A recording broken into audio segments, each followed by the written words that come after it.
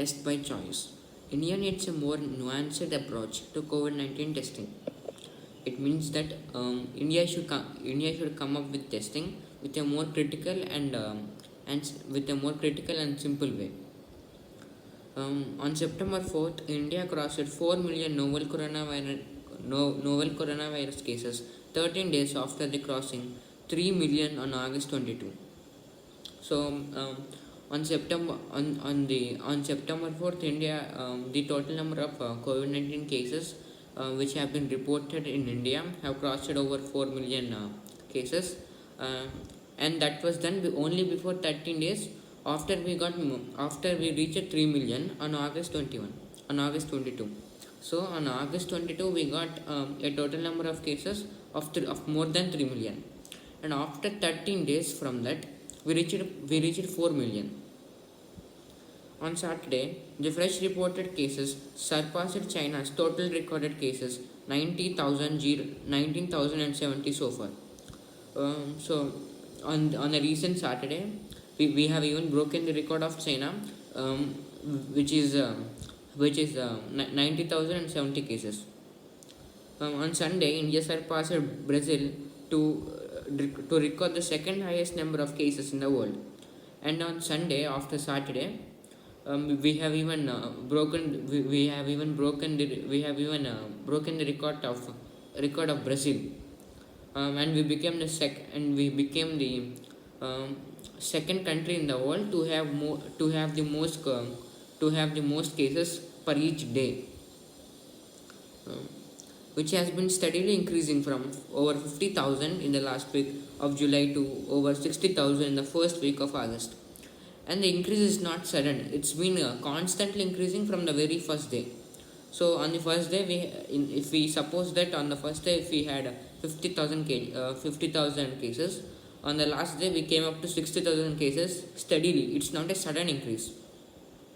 In the first week of August, over 70,000 in the fourth week, before jumping to over 80 cases in September. So before we reached 80,000 cases in September, we have been steadily increasing from the last week of July. From the last week of July, we have been steadily increasing and came up to 80,000 cases in the month of September. So the number of tests done each day has been over 1 million for the past week. The test positivity rate nationally is still high at 7.7%, indicating that the testing has to be ramped up. So the total number of tests which have been done in India each day are about 1 million. So the total number of tests, the test rate nationally is 7.7%, and it is really a bit low. So we have to increase it. Is still at 7.7%, indicating that testing has to be ramped up. So, the testing done each day by many states has been growing. Nearly 50% of them are rapid antigen of only about 50 to 60% sensitivity. And as we just said, we need to increase the testing rate. And even states are really working hard for it. Even the states are really working hard for it, as they're increasing their test rate every day. The states are actually using most 50% of the states. 50% of the states are actually using the rapid antigen test, which are not that efficient because they have only a sensitivity of 50 to 60%. Unfortunately, with no repeat testing of negative cases, only a small percentage of people with symptoms but negative results being validated with a RT-PCR, many of the infected are not being diagnosed. So, for example, if you imagine a person who has gone through a test, his result was negative, so he's not willing to take the test for a second time. So, if the first time if he didn't get the coronavirus, he may get the second time. So he need to ensure that he again results negative. But people are not doing like that. If the result was negative at the first place, they are not going to test the second time.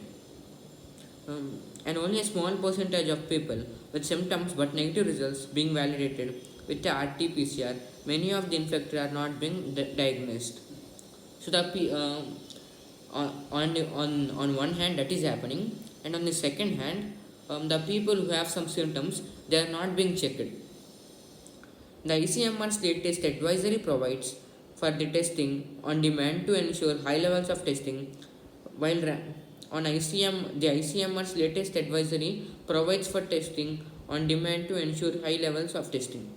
So the ICMR says that it says that the situation should be such that people should be asking people should be asking to test them. While ramping up testing is needed, the testing on demand by anyone might not be the correct approach to adopt. But but the testing needs to be increased so much. But just because the testing should be increased, people should not be asking the testers to test themselves.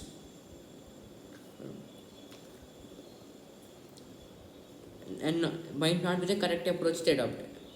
The ICMR is theoretically making India's 1.3 billion people eligible for a test, even when there is no capacity to undertake this.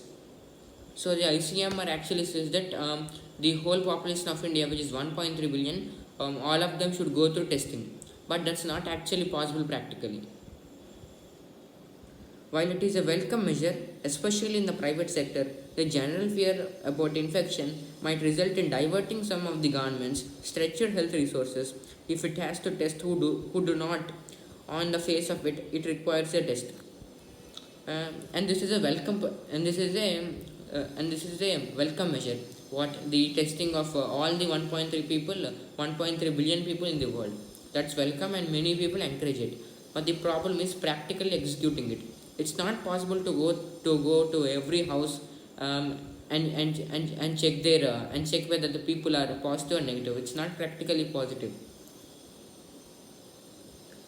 With states not validating the negative results from rapid antigen tests with RT-PCR, non-directed tests on demand might help more in increasing the number of tests done each day, and hence in reducing the test positivity rate than in early detection and containment. So some of the states are not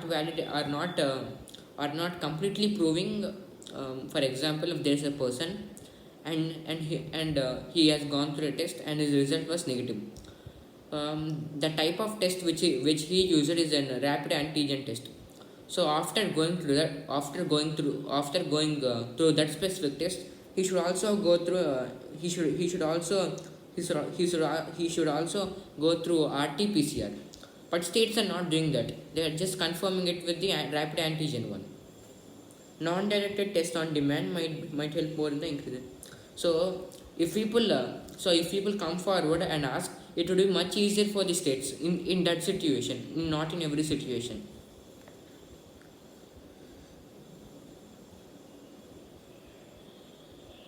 Since many of those infected have mild or no symptoms, tests on demand might be particularly helpful in detecting cases that might otherwise have been missed.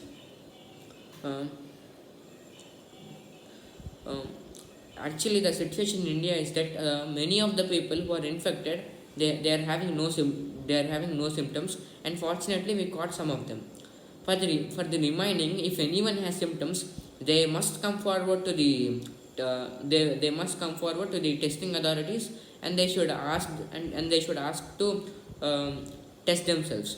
By doing that, we can decrease the risk of we can reduce the risk of COVID-19 cases.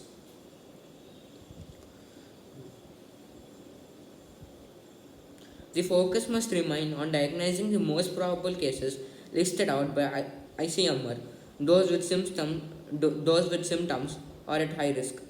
Since many of those infected have mild or no symptoms, tests on demand might be particularly helpful in detecting cases that might otherwise have been missed. But such a strategy should be restricted to clusters, hotspots, and containment zones besides dense urban areas with an anticipated high transmission in unlock phase. So, what we just read means the process by which people should come forward and test themselves. But that is not a welcome measure in the places which is usually crowded, or in the places which is not under the lockdown, and still many people come in contact. So, in such type of places with huge crowds and gatherings, uh, this process is not welcomed and it should not be executed in such areas. Else, states might be forced to use their discretionary power to deny tests for people not exhibiting symptoms or in the low risk of categories, or selectively charge for testing to pay for procurement of testing kits to avoid more pressure on testing infrastructure. So if people are not willing to follow the orders of the testing authorities, the government has to use its discretionary power. Discretionary means non-compulsory. The government actually doesn't want to use that power, but since the people are being so stubborn, it has no choice but to use it. And the other case is that um, um, the testing authorities, they can charge for some tests. Um, only for the test of the people whose category is at low risk, and also if they don't show any symptoms, their testing can be charged. And by doing that, the unnecessary money which and by doing that the unnecessary money which was spent on the procurement kit, which was spent on the which was spent on the which was spent on the manufacture of kits and other supplies, that money can be brought back, and also the pressure on the testing authorities will way decrease. There is also the possibility of an over reliance on antigen testing to cope with the growing demand for testing. So in this situation, people are giving a huge demand for testing, and because of that, they may use the rapid antigen tests. A more nuanced approach to testing guidelines is therefore necessary. So because of that, India should come up with a more it should come up with a more effective or critical way to to solve the current issue of testing. Thank you.